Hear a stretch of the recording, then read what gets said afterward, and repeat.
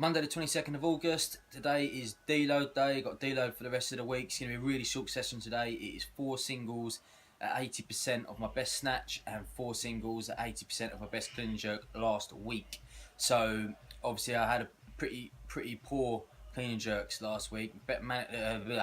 Best one I managed was 130 kilos, so 80% is 104, and the best snatch I managed was 115. So the best 80% is 92. So the session is not going to be very long at all. I'm going to probably do some more glute and rehab work. And I mentioned the other day about my hip shifting, and I said about it being potentially weak glutes. What I forgot to say is it could also be tight hips. So if I have, for example, a tight IT band or a tight glute on one side, I can also get a bit of a shift. So again, I'm going to make sure when I get my massage, I'll try and get, like I said, a massage once a week. Tomorrow, my hips, make sure I get them released, and hopefully I'll see a big difference towards the end of the week. I'm hoping I'll feel bright and fresh and ready to max out again the following week.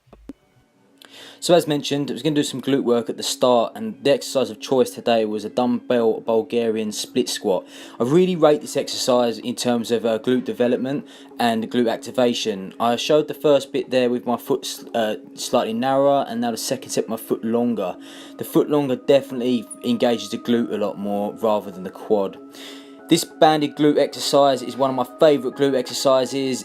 I suggest you try it. It is amazing. You will feel it in your glutes heavily. The band really forces the knees out, and you have to work hard to keep them out as you do the exercise.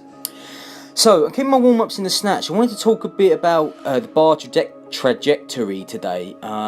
You notice I've got some horrendous jump back, and that is, although it's not ideal, and I definitely don't encourage it, and I don't want to be doing it, I definitely notice it more so on the lighter weights. And even though the bar trajectory should be like an S, so basically the bar should come in towards your shins at the start, keeps coming in towards the hips, and as you make contact with the hips, the bar will slightly shift in front of you, and then you'll get underneath it, making like a backwards S, if you like.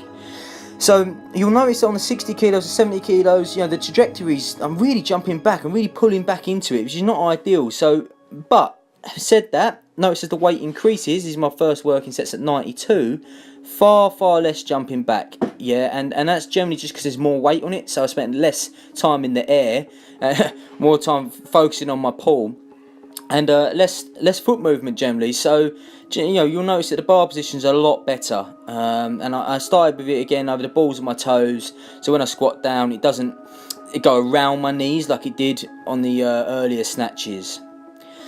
So on to clean and jerk, same thing. You'll notice a bit of a jump back, and I think that's generally why when I catch the clean, I come out of the clean, I'm a bit tilted forwards, and I have missed cleans because of this. So having the opportunity to do a deload this week, I can really use the extra time I'm getting in training to analyse my technique and be really sort of self-critical really. I think it's often, even though you've been doing it for a long time, you can often get into habits and think, oh, I'm doing it okay, but there's always improvements to be had regardless of your level and ability. So like I say, the deload enables me to stress those. So working weights today was 104 kilos, so nice and light.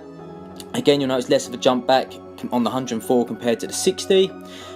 Jerks, I was looking at my stance, doesn't seem too bad. One thing you might notice is my inverted left foot. As I jump and I land, my foot's slightly inverted, and the reason being is this will give you more foot stability, more ground control. So if your foot's facing forwards on the end part of the jerk, you might notice that you often lose your balance. So sometimes just inverting the foot slightly can really help that problem. And the back foot is, you aim to invert it in slightly as well, so you've got some torsion at the hips, and that will really help keep you nice and stable with the weight above your head. Do need to work on getting that front foot out a bit longer. It's a little bit narrow. Could do with another 2 inches on it if I could.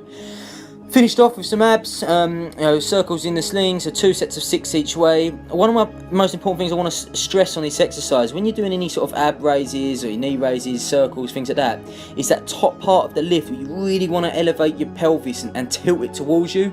That's the way you're really going to contract the abs and work hard. Too often people just lift the knees, and although it works the abs slightly, you'll feel it more on your hip flexors. So it's very important you're really crunching the abs hard. After all, that is what they're designed to do. Anyways, guys, hope you enjoyed the video. Again, please make sure you give it a like, and I'll see you all again tomorrow for a lighter session still.